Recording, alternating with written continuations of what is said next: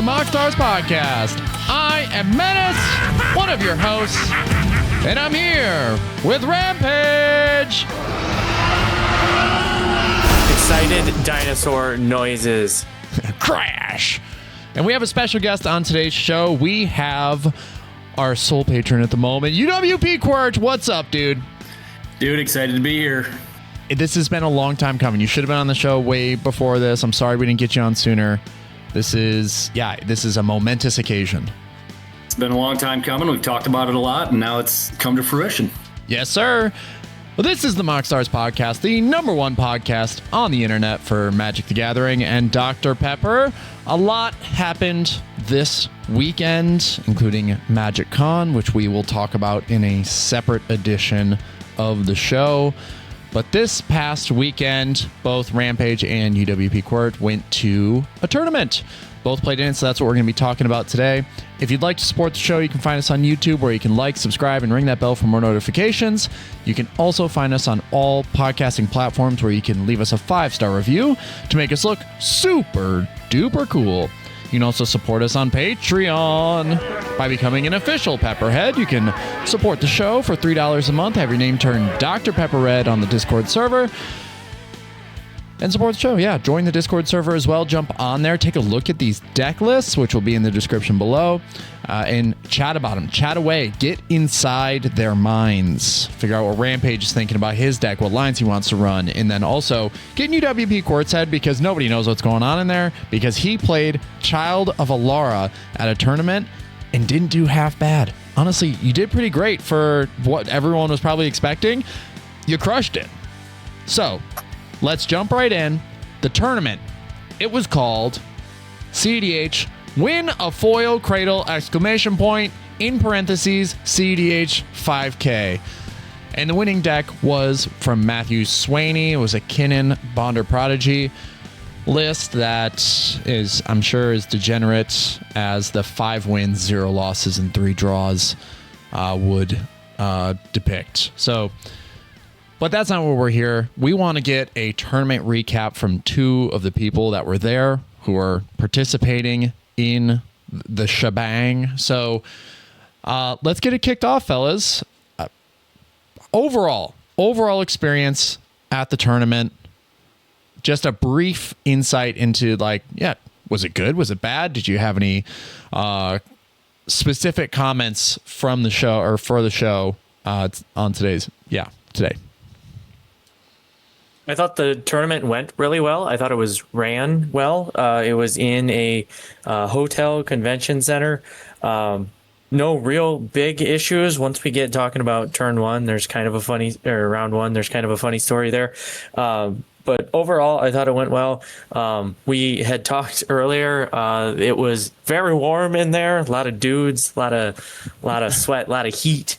And they decided to make sure the water fountains didn't work while we were there. So it was a long day. It was a grueling day, but that just added to the difficulty of playing in the tournament. Not only was there great competition, but the elements were against us. And two other things to add to that. There was complaints about the lighting in the convention center. It was kind of difficult to see some of the cards. Even my own cards, reading them was difficult at some points, let alone seeing other people's boards. And then speaking of the no water, I actually went to the hotel room to try to get water.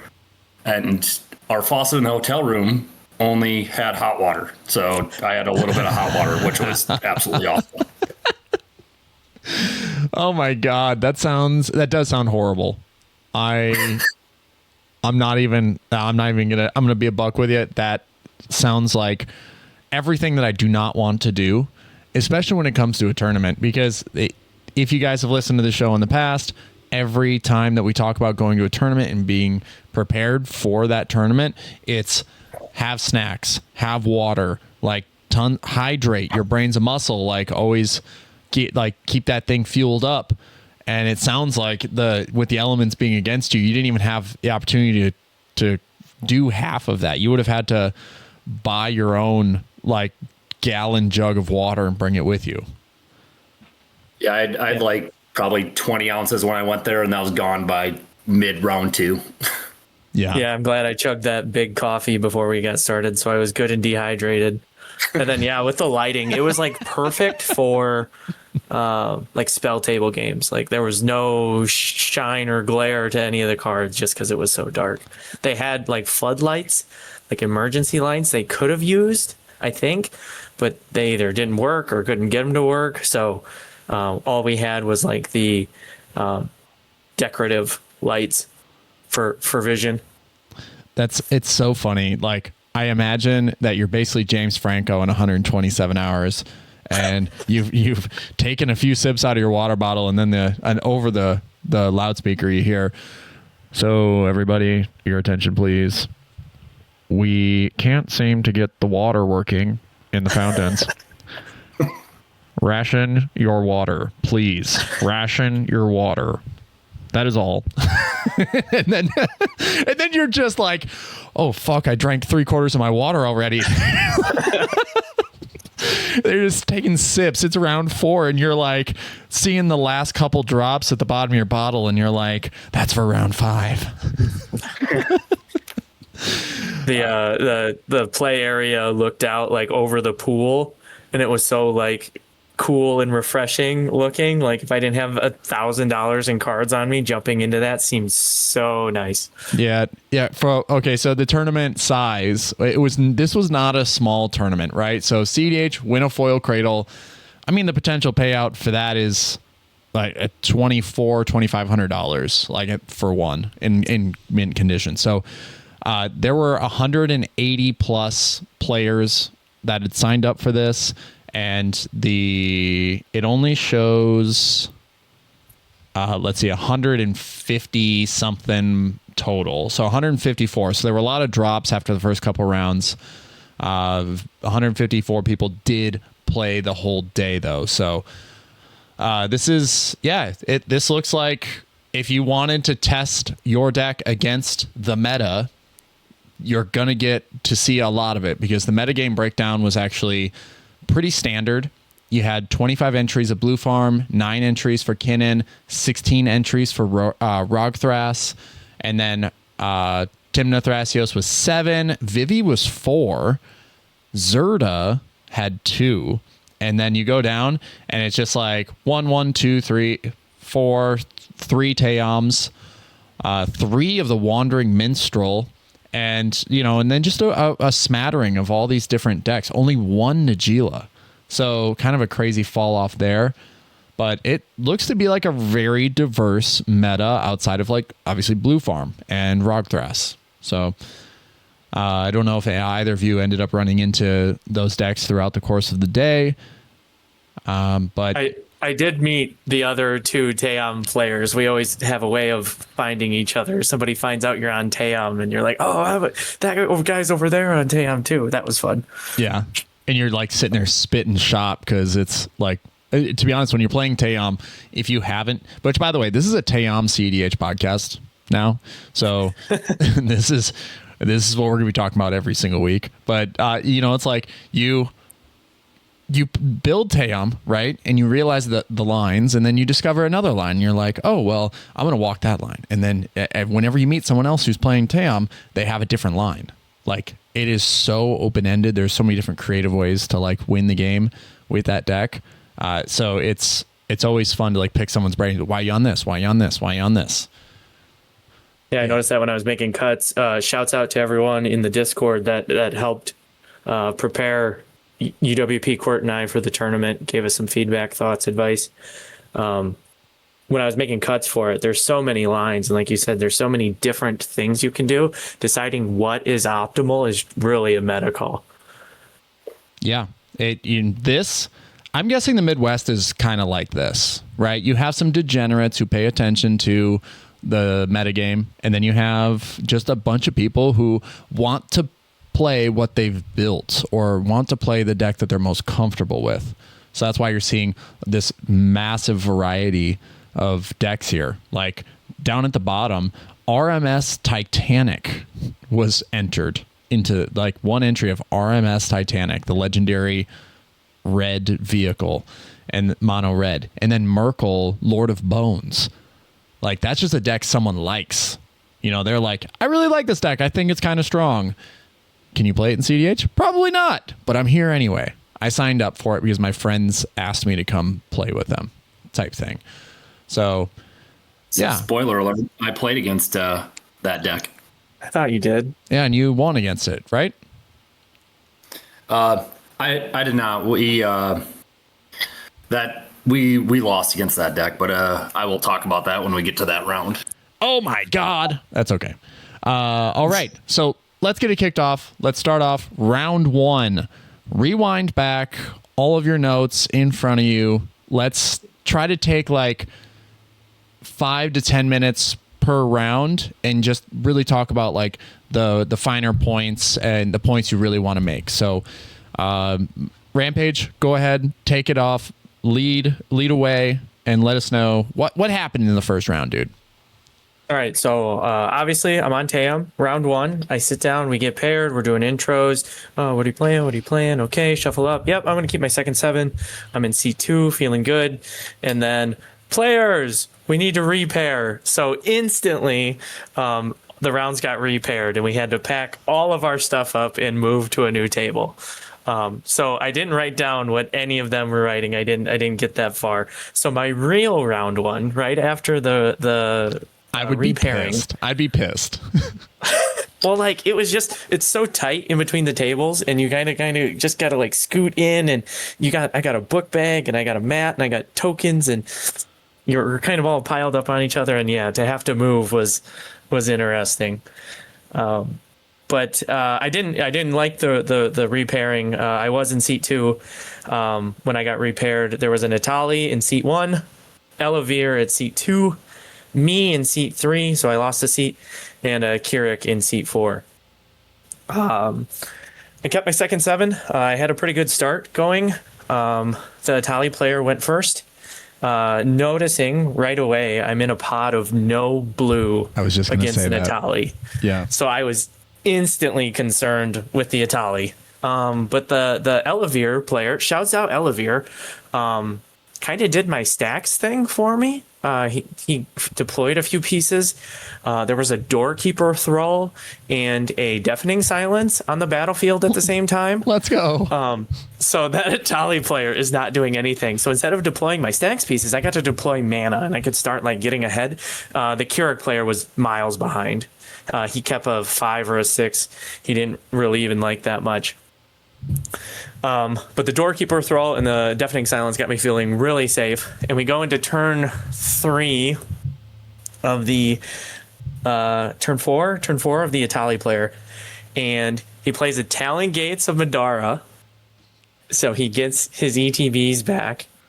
And deafening silence is non-creatures, I believe. Yeah. So he could cast his Itali. And off of my deck, off the top, he ripped a culling ritual. So he got to destroy the deafening silence and proceeded to pop off. He was on a great tear. There was a lot of luck involved, as there is with the Tallies. He started deploying all the perfect pieces at the right time. He eventually gets to a food chain, and with a squee on the stack, I abrupt decayed the food chain just to give us a chance, to give us some more time. Yep. And he still found ways through it. Like, I think he got my Noxious Revival to bring back the food chain, put it on top. So his next Itali flip, he got the food chain with the squee on board, and proceeded to pound our faces in. He won that turn. We found out later he kind of did something wrong. It wouldn't have mattered, but his win line was a Cloudstone Curio. And with his infinite creature mana, could take the Emrakul. Is it Emrakul? Yeah, that takes the other player's turns. So after he exiled everything in our libraries, took all of our turns, and just passed our turn without us being able to respond or do anything, and we decked out. Nice. So Itali gets game 1. I am 0-1 at this point. That's crazy. Like, you can't even upkeep respond or anything because he's stolen your turn. Yeah. Nope. Nice. All right, UWPqwert. What happened first round, dude? Oh, first round, just like Rampage here. I sat down, was in seat 3, kept a first 7 I liked. I don't remember what it was because I didn't write it down, and then immediately get repaired. So, you shuffle around. I get to seat 4 in my real game 1. I'm playing against Selvala in seat 1, Rakdos the Muscle in seat 2, Blue Farm in seat 3, and then me in seat 4. I went down to 6. I kept what I thought would be a good 6 for my deck. And then probably nobody else is going to think it's a good 6 because I'm the only one crazy enough to play Child of Lara. I kept a 2 bounce land, white source, a green source. I think one of them was a fetch. But exploration and Esper Sentinel. So I got an extra land drop with some card draw. And I thought that was going to be pretty good. I ended up only getting 2 turns of this game. Spoiler alert. Rakdos the Muscle got out turn 2 and did interesting tech on the blue farm, exiled the top 3 cards of his library since he had tutored. He top deck tutored on his. No, he top deck tutored, then he exiled the top 3 cards of his library and got rid of a Lion's Eye Diamond, a Breach, and an Adnaz, which literally he didn't have enough to cast those. The luckiest top 3 he could possibly get. Yeah, if he had 1 more mana, he could have cast the Adnaz, and we might have just lost right then. Yeah, but luckily he only had 4 mana with the LED and couldn't get that off. So now Blue Farm's feeling really far behind. My turn 2, all I get to do is deploy 2 lands. I could play a Phyrexian Metamorph, but there is no target on the field, so I pass with nothing. I think I got 2 draws with my Esper Sentinel. Did I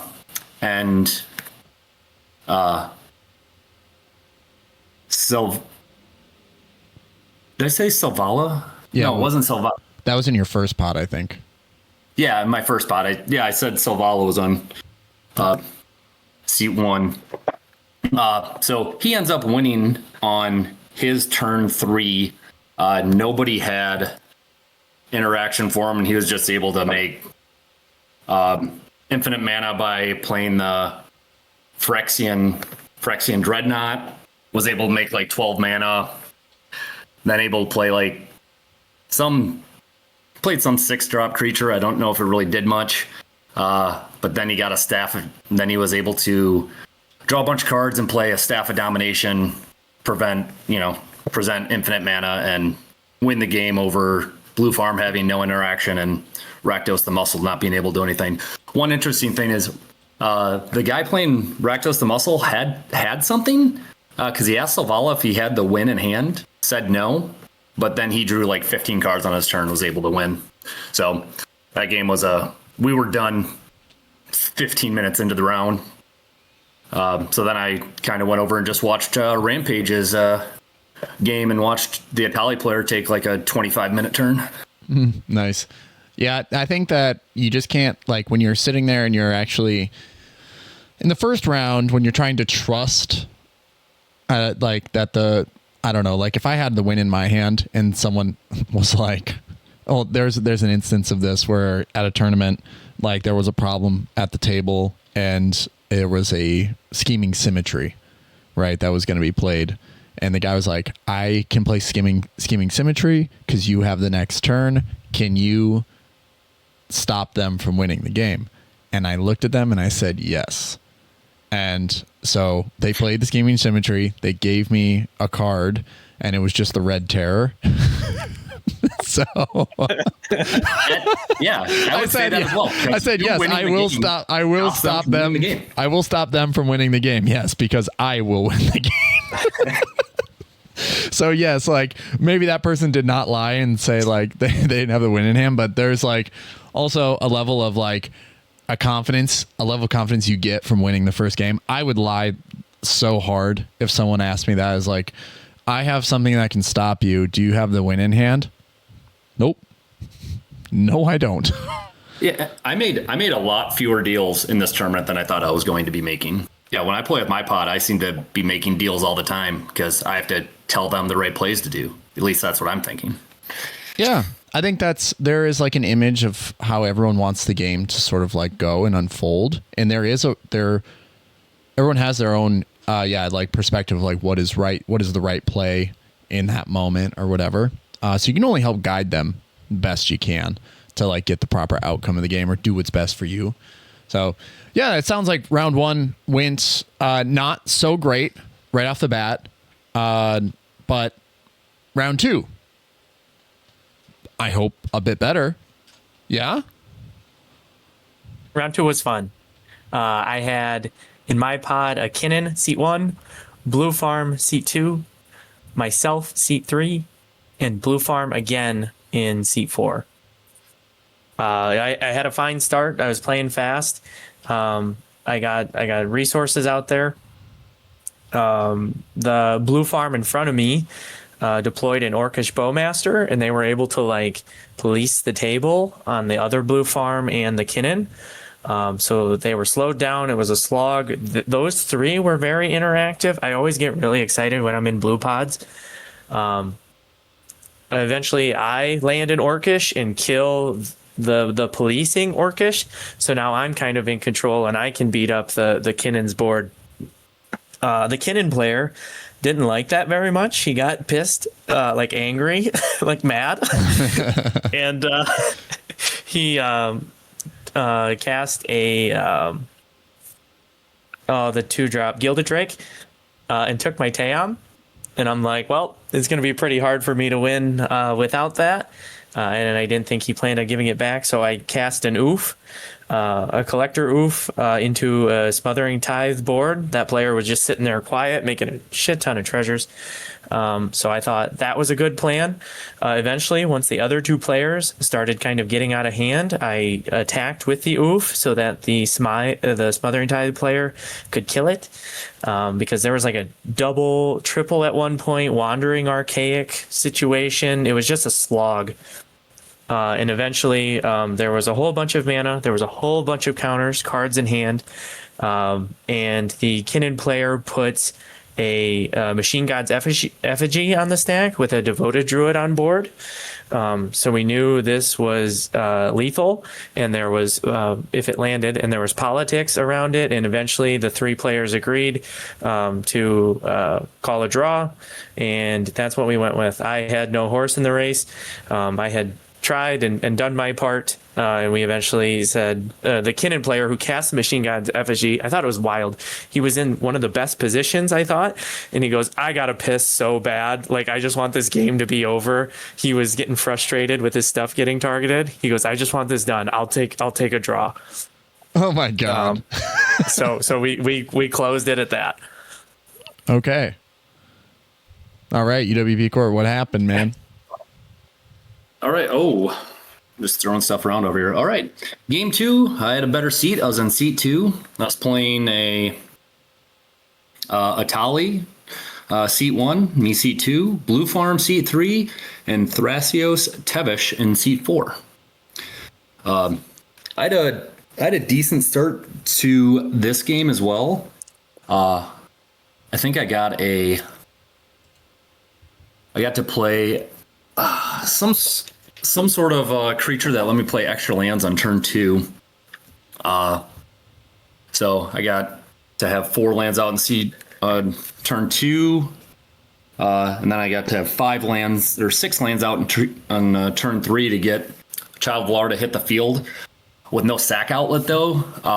So I had a different play on turn 3. The board did not look too menacing. Blue Farm only had a commander out. Didn't have. I think they had one other mana dork maybe. So not much going on there. We spent some interaction stopping Atali. So he was way back. He had a 9 mana Atali because it got countered the first time and was never gonna get another one. So weren't worried about him. And the Tevish player had nothing going on the whole game. I think he cast 1 spell the whole game. So I I could have played Archon of Emeria on turn 3 to stop anyone from presenting wins, making them only be able to cast one spell a turn. But the line I had in my head was cast Child of Alara this turn. I had why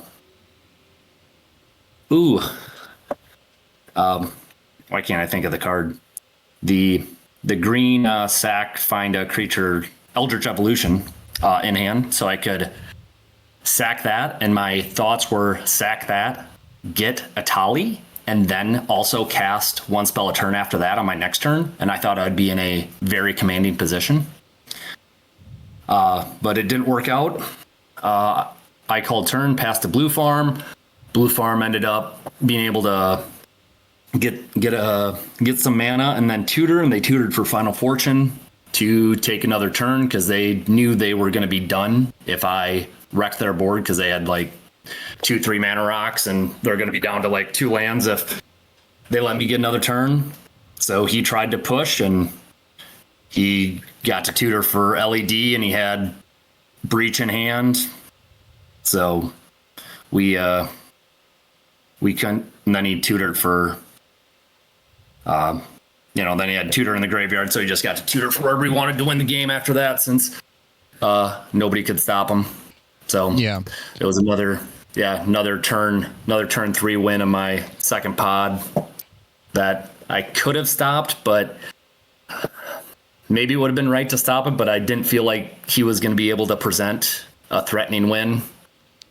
But he got the Final Fortune, was able to take 2 turns and present a win. Yeah, I think that like it just comes down to like the notes you took, right? Is like the experience that you need to gain in these tournaments so that you can make those decisions and make the correct one next time. Because like you had the sack outlet, you had a way to like push your own agenda, but it didn't seem valuable enough. I think that's sort of like the crux in Child of Alara, right? Like you land it and you hold the table hostage. And so people will continue to ask you, hey, is this okay? Is this okay? Is this okay? And then they're trying to get you to blow your load, because once you blow your load, then you as a threat are gone, and then their game plan can move ahead like seamlessly. So, obviously like having Child of Alara present with an instant speed sack outlet is dangerous.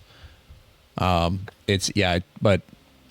moving forward, whatever, in that situation, I think now it's like if they're crippled by only having 2 lands and they can't enact their plan, or seems like they could blow up or seems like they could pop off, just do it and live with the repercussions then. Take those notes then and be like, was that the right thing, or did I just open the gates for somebody else?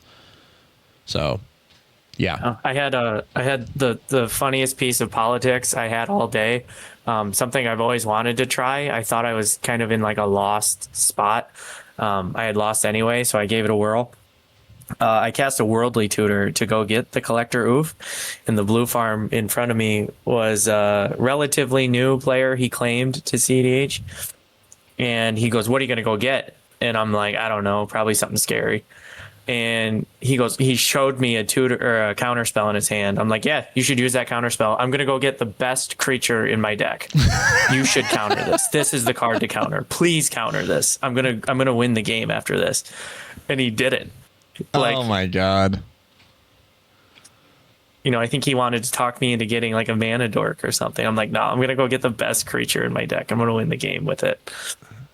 Yeah, I mean, and he goes, I've never seen politics like that before. So something I'm trying. It's the dumbest. Like, okay, so like that whole, I'm going to show you this counter spell so you don't do what I think you're going to do, like type thing. That's what play to win has been like for a while. cEDH was growing and people were discovering as they were blowing up and people were discovering their pod.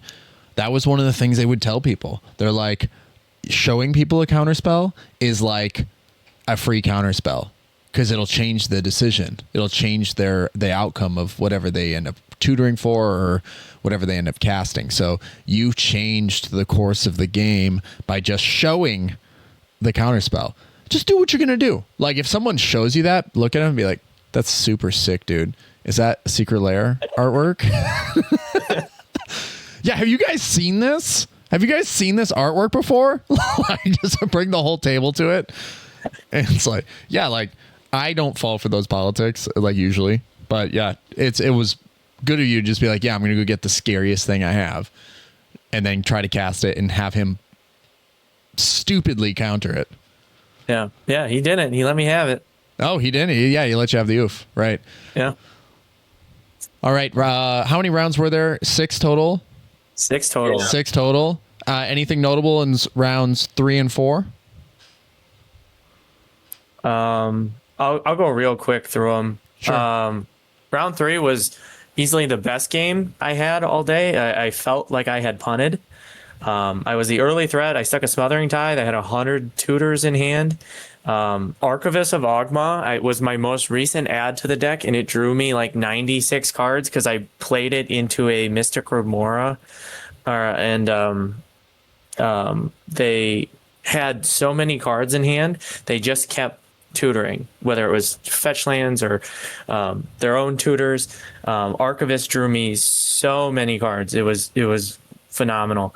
I had a Ranger Captain on board, and I was ready to win with Team and my thousands of treasures.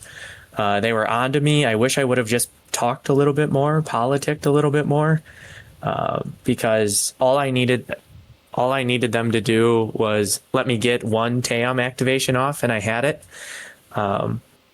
But they saw the Ranger Captain. Obviously, all the alarm bells went off. I didn't talk enough, and they blew up my board. And I was 1 colored mana away from winning the game on that turn. Wow. So eventually it passed around. There was a Timnathras that was in seat 1. They had infinite mana. They spent all their mana to land infinite green mana, and they were activating Thrasios as many times as they could, and every time before one would resolve, the Malcolm Vial across the table from me was pinging them with an Orcish Bowmaster. So every time they drew a card, they just took a damage. So there was like, I don't know, 70, 80 pings of damage to their face on the stack, but they were just going through their infinite Thrasios activations, and eventually they got the end. And he goes, I have no way I can deploy anything with infinite green mana. So he had tried to win over the top, and then just had no way out because he kept trying to win over the top. Yep. So that one ended in a draw as well. Round 4 was a lot more simple. This one will be quick because all I did was shut up. I was seat 1, Timna Malcolm, seat 2, Talion, seat 3, Kark Sakashima, and seat 4 was me. And I'm just like, I don't know, Tam's a bad deck. I hate this deck. I wish I was playing blue decks like you guys. I think I cast 4 total spells that game. So at the end of the round, we went into time. There was a whole counterspell war. There was a silence on the stack, and they fought over it. They were drawing cards, and they had a whole bunch of fun casting and interacting. And then once the silence resolved, the turn player cast a Dark Writ, and he needed that mana to continue his turn. And with the Dark Writ on the stack, I'm like, I'm going to activate Tam. And that activation got me the win. So round 4 was my first win of the day in overtime, having cast Dothy Voidwalker twice because they bounced it to my hand, Tam, and a Devoted Druid. That was all I was doing. I had channeled a Careful Cultivation. So Qwert was walking around the table during this game, saw my setup. He sees me play Tam enough. He knows what Careful Cultivation does. I had the Human Monk with a Vigilance counter. I had the Dothy with a Vigilance counter, and the Devoted Druid could make a counter. So I was ready. I was set up. I just had to let them burn their whole interaction. You had to wait for that. You had to wait for the silence to resolve. Yeah, dude, that was so good. I saw it. I started licking my chops, and I just started talking to people like, if that silence resolves, he's going to win. like you have to stop the silence. And there was a whole big counterspell war, and eventually the silence player came out on top of the war, of the battle, excuse me, but did not win the war. So that was pretty exciting. But that was, I mean, I had it in hand. I just had to be patient. Yeah, in your line, in your deck, like for what's your win condition? Either a Marionette Apprentice or Orcish Bowmaster Infinite ETBs. Yeah. And then whatever sack outlet I have with the Marionette Apprentice dealing damage to the table. Sick.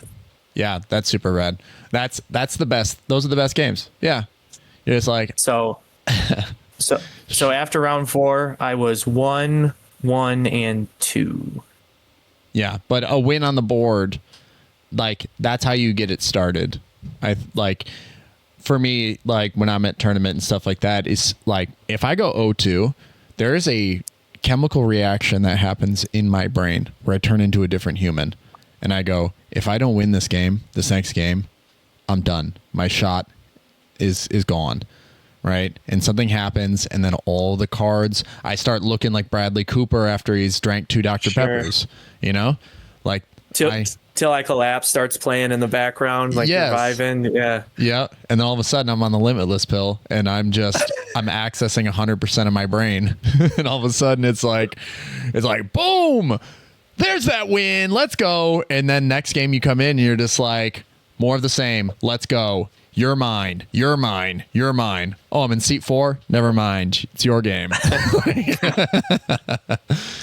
All right, UWPqwert, what your rounds 3 and 4? How'd they go? Round 3 was kind of upsetting, but I was in seat 2. We had Kennen player in seat 1. We had Tevesh Thrasios in seat 3, and then we had Rog Thras in seat 4. Unlike Rampage, I was playing against blue all day. Nice. I got to start with the Gemstones Caverns and freak the table out by exiling my Blightsteel Colossus. And they're like, whoa, what are you doing with that card in your deck? I'm like, well, don't worry about it. Winning games.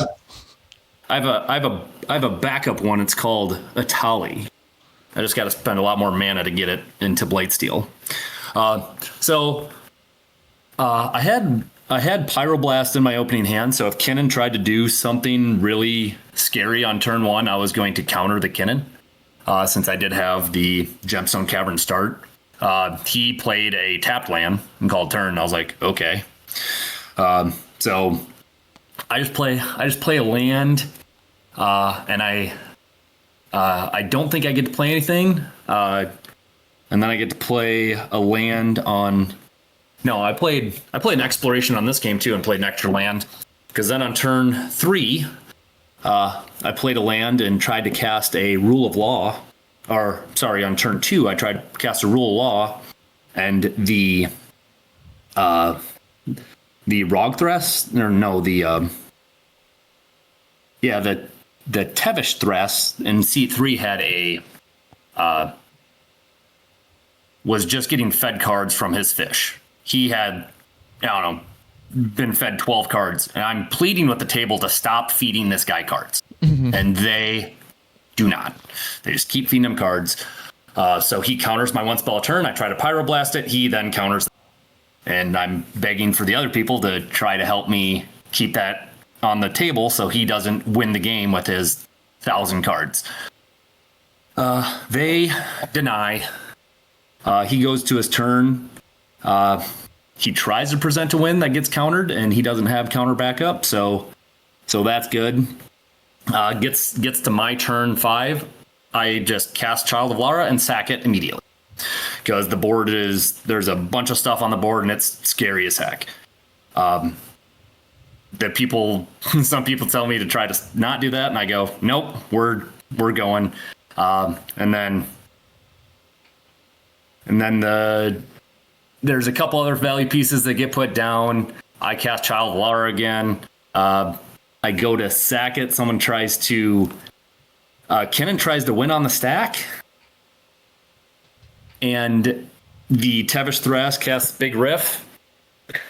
And then that resolves, and it's pretty much nothing. We just went to time after that, because when I had one spell on a turn, the Rogthras player took probably 15 minutes for 2 turns. One of his turns was to cast a Soul Ring. The other turn was to cast Rograk for the second time for 2 mana. And I'm like, how did you would take 15 minutes of our game doing that? Yeah. It was a tough decision. Yeah, there's like no decisions to be made. That's honestly like when people complain about stats. He had 3 cards in hand.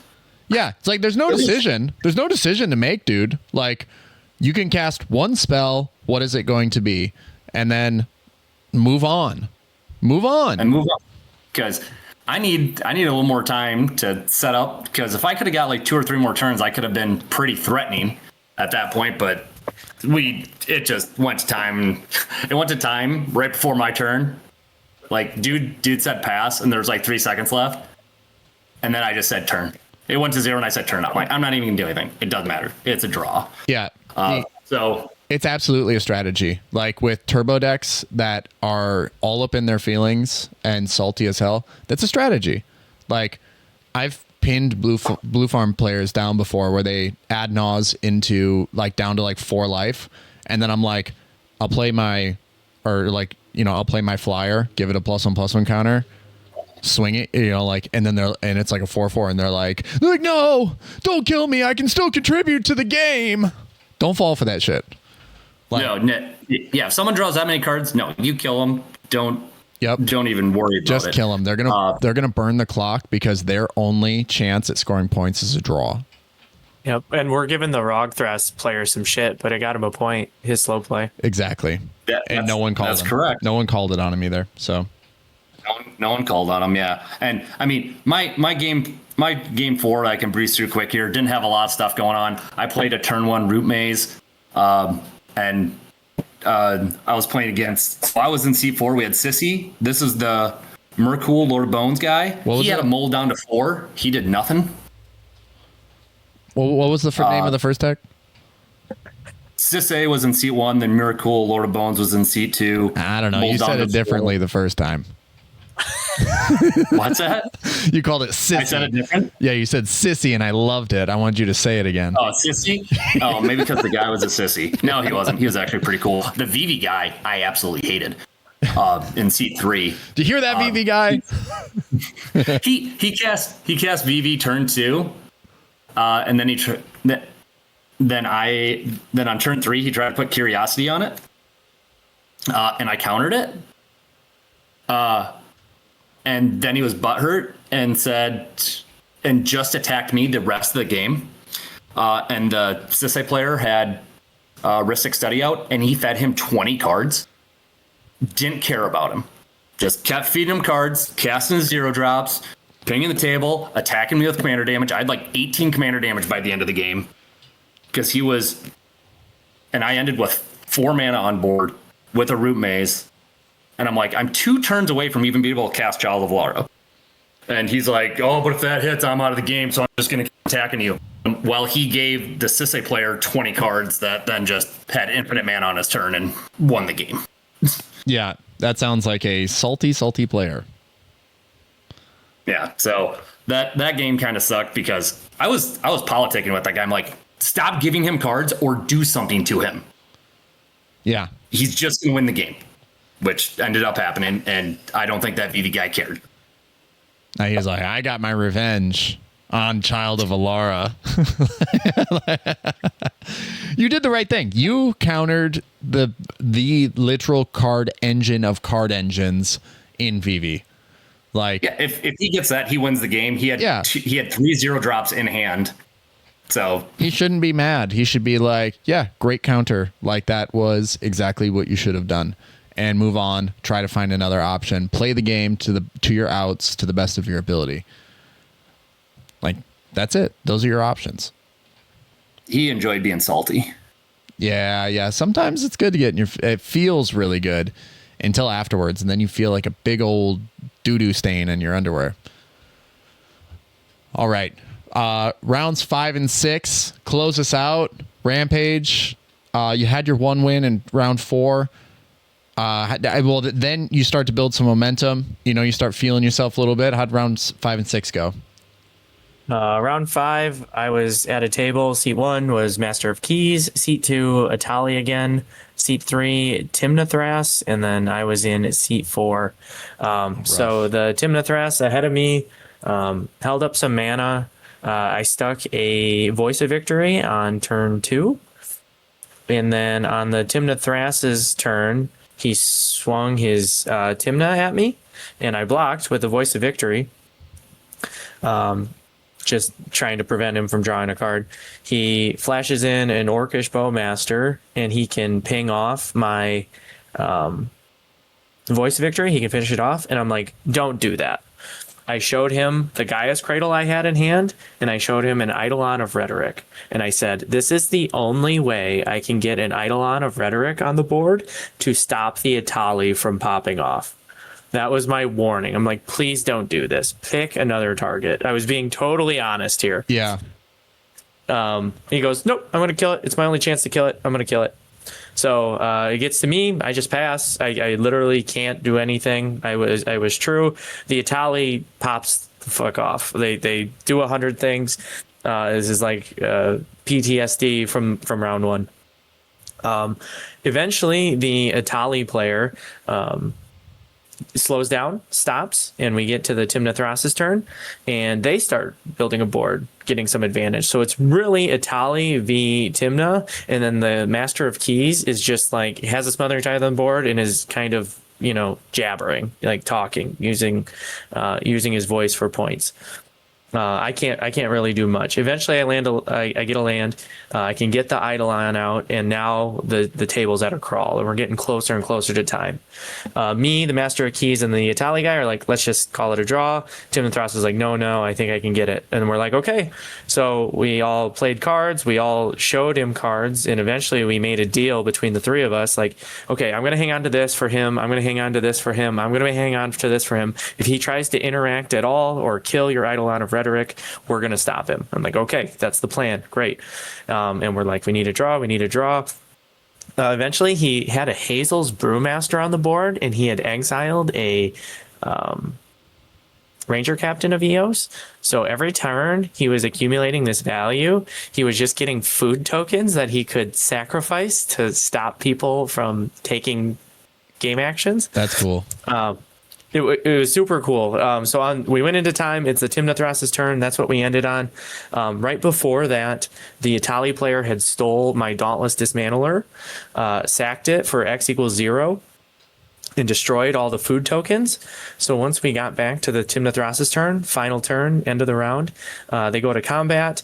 I show the Touch the Spirit Realm so that the Hazel's Brewmaster wouldn't get the attack trigger and get the food token, so he had to win into his end step, and we ended up calling it a draw. So 3 draws now, 1 win, 1 loss. Moving into round 6, we figured out the points. I had to win this game to make top 16. I had to win this. This was a do or die, and I got pretty excited when in round 6 I found out I was in seat 1. So it was me, Blue Farm, Rogsai. So a pretty fast table versus me. I turned 1 a Bloom Tender, and then turned 2 to Dauntless Dismantler. So I had it out again on the final seat 4 Rogsai. Praetor's Grasp, the Blue Farm player, was going through his deck, and he goes, oh, there's no Thoracle in here. Oh, there's no Tainted Pact in here. He has those cards in hand. Yeah. Like, okay, that's great information. Thank you for telling us. We're going to have to stop the Blue Farm player on his turn. We all knew that.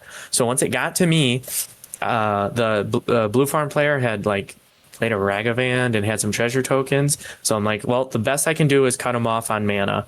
If I cut him off on mana, he won't be able to cast both the Thoracle and the Tainted Pact. So I sacked my Dauntless Dismantler for 0, got a couple other 0-drop artifacts off the board, and when we went to the Blue Farm player's turn, he goes, Thassa's Oracle? Tainted Pact? No responses from anyone. I'm like, what did you Praetor's Grasp for? He goes, oh, I got a Demonic Tutor. Oh my God. So shouts out to the Blue Farm player for jamming Thoracle Win into a known tutor that could have gotten anything, could have got any free counter magic, and didn't. He just jammed it. There was no silence or anything. Literally, he just jammed it. Turn 3, 1, game over. That might be guy made top 16. That might be the dumbest shit I've ever heard. I was so frustrated. We were all on 8 points, and we had to win to make the finals. What a punt! Did they know each other? That seems like king making, where it's like you can go get like. Did he have any control either of his commanders, like Timna or anything? Nope.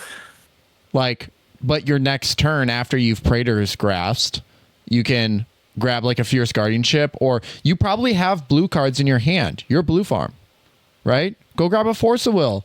Go grab something. Jeez, that is the dumbest. That is. I'm going to grab a Praetor's Grasp. I'm going to play Praetor's Grasp. I'm going to look through the best deck at the table who has all of the best cards in Magic. Okay? I'm going to grab a tutor to look through my deck. I'm going to grab a tutor out of that deck so I can look through my deck, who probably my deck has better cards than his deck. Like, what? So stupid. Stupid. Sorry. Rampage loved telling that story. He told it like 3 times, and I heard it, and he kept getting more angry about it. I was so mad. Like, what are we doing? He goes, well, if I couldn't win, like, what was the point? You know, I'm not going to try to stop a win. But I'm like, if you stop his win, you have a chance of winning, right? Like, it was silliness. But that was a wrap for me. I ended up in 57th place with 1, 2, 3. So 1 win, 2 losses, the first round and the last round, and then 3 draws in the middle. What's really great is there are some decks and some people play that like have forced card draw effects, in their decks. Like there's Dawn's Truce or whatever it is, where it's like you can gift a card to a player and then they have no choice. They have to draw and then it blows them up, especially when they Taint Impact their deck away. It's almost like, I'm just trying to think, like, are those cards in those moments, they feel really good and they sound like they work really, really well. In Teom, it might be worth playing that. Like, it might be worth playing that card just for like protection for your permanents, and then also like to force the card draw on someone who Thassa's Oracles, because that's yes, we're all familiar with Thassa's Oracle and what it does and how people win with it, but it's almost like, I don't know, it's almost expected that it's gonna happen, so people don't prepare for it as much anymore. So it might work. Test it out, see what happens. But that guy sucks. I want them to print a card that forces a draw that has split second, so it really, they can't even react to it to kill them. Be great. Yeah, just draw that card and die. All right. Well, I'm sorry that went. I'm sorry it went that way, because that sounds horrible. UWPqwert, how'd your last 2 rounds go? Well, we're not feeling good about ourselves in the day. We had 3 losses and a tie going into game 5, and then icing on the cake, I get seat 4. Bad seating today. Going against Rogthras in seat 1. We got Antali in seat 2, and we got a Keurig in seat 3, and then we got me in seat 4. I got to stick a turn 1 Burgeoning, so I got pretty mana ahead right away. Atali got to stick a turn 2 Atali. He didn't have great hits. He didn't get to copy Atali or go again. He did hit. It was kind of cool because for me, he hit Loot, so he could play an extra land, which he had, which Atali doesn't play a lot of lands. So then I even got more lands on with my Burgeoning. Nice. Which was great. And then I go to my turn 2, and I get to put a Rule of Law into play. And I feel like that's going to save us from Atali being able to copy Atali and get Atalis. I tell the table to let it stick. I don't think anyone could have stopped it anyway. blue Rogthras did nothing the entire game. He ended with 4 lands on the battlefield, and I bet cast 3 spells. So I'm not even going to mention him in this. But Atali goes to his turn, plays battle. The battle is the battle that tutors for a non-human. The green one. Is it Battle for Zendikar? It's Zendikar? Ikoria for the one that tutors. Oh yeah. Yep. Yeah, Battle of Ikoria. He casts it for 3. Obviously going to get Squee. Yep. The Carrick player flashes in opposition agent. So he gets to steal something, and he steals Dualcaster Mage just to get out of his deck because I play Atali as well, and I was trying to think of what 3-drop he should get, or 3 or less. And I was like, well, you can get another Wincon out of his deck with Dualcaster Mage. So he got that out of there. And the Atali player is physically told the table that he's going to attack that battle. And without making a deal or anything, I tell him, if you attack that, you can't cast the battle, right? He goes, no, just exiles and comes back. And I go, no, you cast it. So the whole table grabs the card and reads it because nobody knew that that's how battles worked when the loyalty fell off of them. Yeah, noobs. And so he attacks with his creatures at the other people, which the mono black player is the correct player to attack anyway, using his life total always as a resource. And he said, the only reason I didn't attack you is because he said that. And I was like, well, I hope I was gaining favor by not actually trying to gain favor. But the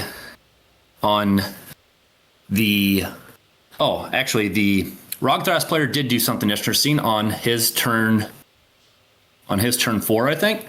He cast a wheel because Atali was looking pretty scary and none of us had anything to be able to deal with it. I was down to 3 cards at this point, and I was like, wheel would be great for me because I still have Burgeoning out. I'm going to be able to get more lands on the battlefield. And he casts a wheel, and I discard a Ulamog of the Infinite Gyre. And Keurig on his next turn casts. Oh, I played a 1 ring on my turn, so I had protection, so I knew I wasn't going to attack by Atali again. Keurig casts Entomb because he discarded a. Oh, what's the Hoarding Broodlord? So he wants to go through that combo, but I have a 1 spell a turn, so he gets Saw in half, and then on my turn cast Saw in half, but can't continue going. And I had the Ulamog of the Infinite Gyre in the graveyard, so I got to bring back a 10/10 Exilate or mill 20 cards into exile, and I attack him the rest of the game with that, and end up making him exile 80 cards from his library. So I get to sack a Child of Alara to get pretty much everyone out. And I sack Child of Alara the next 3 turns, and the next 3 turns, the Keurig player reanimates the Hoarding Broodlord and keeps trying to go through combos and almost gets there and doesn't, and then I sack his board away. And finally, on his last turn, when I have Child of Alara and I don't have to sack it, the Atali player spins into the Emrakul and steals his turn and sacks his whole board. And then I get to draw like 10 cards and cast Last March of the Ents and put, 15 creatures on the battlefield, kill Blue Farm, or kill Rogthras with Infect, kill Atali with all my creatures, and exile Keurig's rest of his library. With 8 to 20 seconds left in the round, I call turn to make the other guy draw a card. He sits there for like 5 minutes, not being able to do a thing, just hoping I don't know what he was thinking. I have 2 rule law effects on the board. I have 2 counter spells in hand, and I show him all this. I'm like, can you just draw a card and lose? Yeah. And stop delaying the inevitable here. Yeah, and he sits there for like 5 minutes, and he finally goes, yeah, you got it. And I go, I know I got it. Yeah. So I finally get my first win. Felt pretty good. Nice. I was super excited, especially because I started my turn with with 2 minutes and cast drew like 10 cards and put all these permanents in battlefield and said, I attack you. I added up really quick. I'm like, it's 50 over this way. It's 11 infect this way. Exile 20 and called turn because I knew I had to get done with that turn and say turn to be able to win. And so that was quite exciting. Nice. Yeah. And then your final round. My final round 6, was actually crazy. I was in seat 1 playing Rog Tevish, Blue Farm, and Rog Thras. Turn 1, Esper Sentinel. Turn 2, I Farseek into a Mystic Remora. Turn 3, Exploration into a Fish, or into a Rhystic Study. So I have 3 draw engines out on my turn 3, and the Blue Farm player goes for a win and is like 1 pip short to be able to win. So on my turn 4, I get to cast Child of Alara. The Rog Tevish player in seat 2 spins a Kinnan and hits Seedboard Muse. So I blow up the board because I don't want him untapping. Blue Farm player has 5 treasures at this point with his with the 4-drop white enchantment. Smothering Tithe. With Smothering Tithe. And he still goes for a win after when he went for the win, when I had those 3, when I had Esper, Fish, and Rhystic Study out, gave me like 20 cards. So I sculpted down to 7 on my turn, which were 6 creatures and Last March of the Ents. So when it passed back to me, I got to, with 0 board, I cast the Last March of the Ents and put on a Blightsteel Colossus and a Void Winnower, and I don't know, like 3 or 4 other creatures, one of which was Eidolon Reddick. And I pretty much just attack out for the game the next 2 turns because nobody has anything and I have everything on board. So I get another victory the last game. And I won my last 2, so I ended with 11 points, and I was 37th. So I felt like that was a pretty good first showing for myself. And I guess another thing, like 2 of the times that I came and played, people were like, what are you playing? And I was like, Child of Alara, and you're like, you're that guy? So apparently there were a lot of people talking about it because that happened to me a couple times. Yeah. I mean, it is a legendary deck. I've been, as you've been talking, going through your deck on screen and, like showing people the list. And I do, if you're not watching on YouTube, if you are listening to us on your podcast platform of choice, check out the deck list. Go to YouTube, look in the description, check out the list, because it is the most unconventional. Like, I am a big fan of unconventional strategies. This surpasses anything that I've ever done. This is as unconventional as it gets, because this is a deck that has 38 lands. And are you running every single one of the bounce lands? Yes. He's running 10 of the bounce lands that enter tapped. Is it Boilerworks, Golgari Rot Farm, Dimir Aqueduct, it's Gruul Turf, like all of these lands. And it's frustrating because to lose to it. Yeah, I've lost to it, and there are people within the MoxStars community who've played against you and have lost to it. And it's one of those things where we have our preconceived notions of what cEDH is supposed to be. And so when you see, like turn 1, you play a land and pass, or if it's a tapped land or whatever, you play a land and pass, or you play a land and you burgeoning, and then someone else plays land and you put a bounce land down and bounce your first land back. And everyone looks at the bounce land and goes, oh, what's this guy doing here? What's he doing? Why is he here? Like that's the impression. It's like, oh, okay, so it's easy dub. Like that is the first thought that crosses everybody's mind. I promise you. I guarantee you, as soon as you play a bounce land, everyone goes easy dub. Like, guaranteed. Yeah, that's a they are a non-issue for my game plan because they just are moving too slow. And that's the thing, is you probably do love playing with blue or against blue in control matchups, just because while you are playing some, like counter magic, like if the game is controlled to go long enough, you actually come out with a sneaky win from time to time. This is a deck that went to a massive tournament. This is like, by all accounts, this is a massive tournament, and placed 37th. And now you might be thinking it's the last 2 rounds. Doesn't matter. When you go and you play to the whistle. All right. That means you play to the final snap. You play to the final card draw. That is that is a true competitive spirit. 37th, and every 118 decks down below you all placed worse. If you had one more draw than loss, like if you went 2-2-2 based on tiebreakers, there was a chance that you made the top 16. I just want you to know that.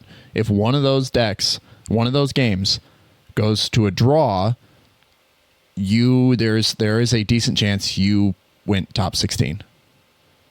Like, the ones that I lost were just the ones that were really fast that nobody else had any interaction for them. So any of those situations where someone just had one counterspell or one more thing to give you an extra turn, it's top 16 for Child of Alara. So, and this is the point that I want to drive across for all you listeners out there who are playing in these tournaments, who are out there with unconventional strategies. Play your strategy. Play your deck. Don't be scared of other decks and what they're doing. Know what they do and know how to interact with them. Make the right play at the right time. Sometimes there's nothing you can do about it. Sometimes you can't control idiots. You can't control someone Praetor's grasping for a demonic tutor. That kills me. You can't control that. Okay? Even no matter. Isn't tutoring for a tutor good? Jesus.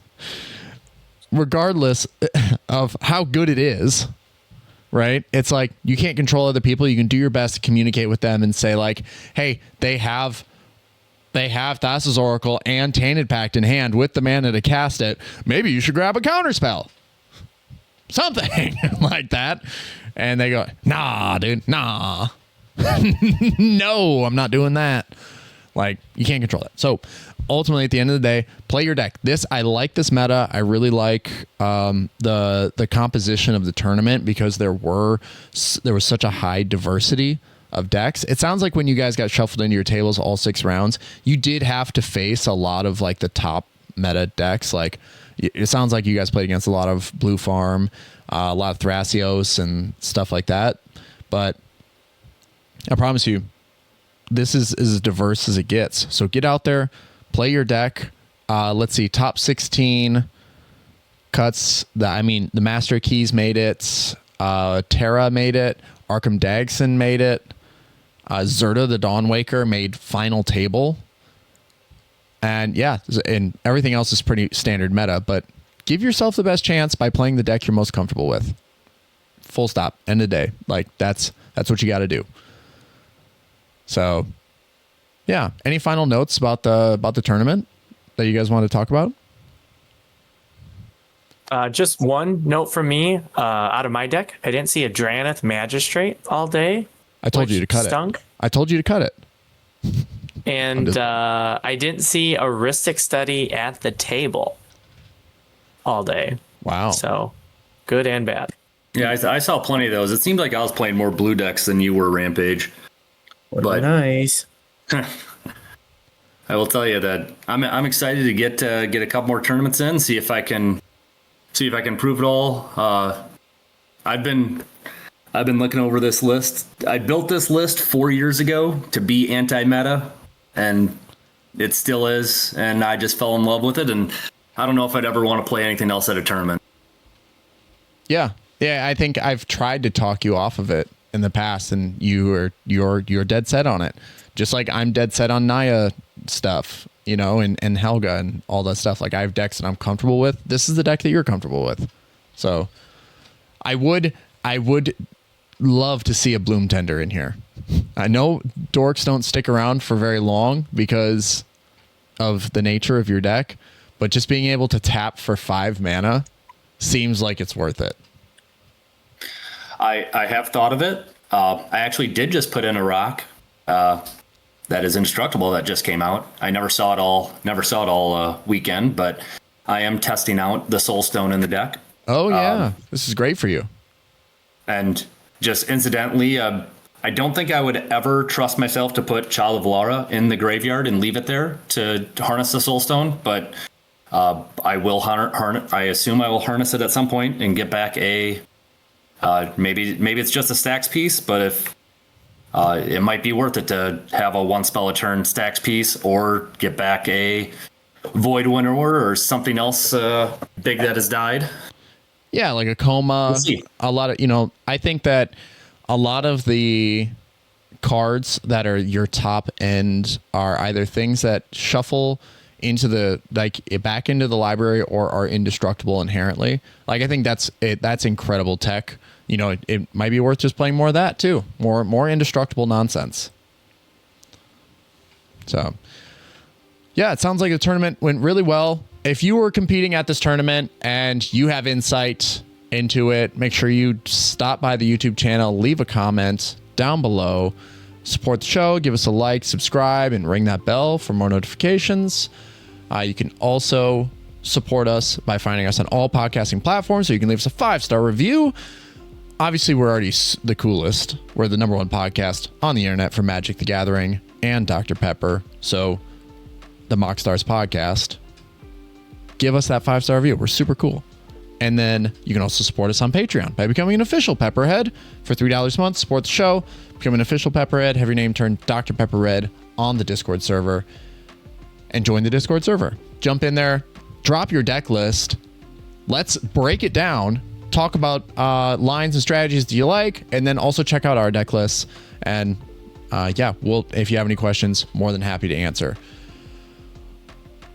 Okay. The UWPqwert, thank you so much for coming on the show. It's such a pleasure to have you, and we'll have to have you again soon. Thanks for having me. It was a pleasure. All right, Rampage, we're out of here. Peace.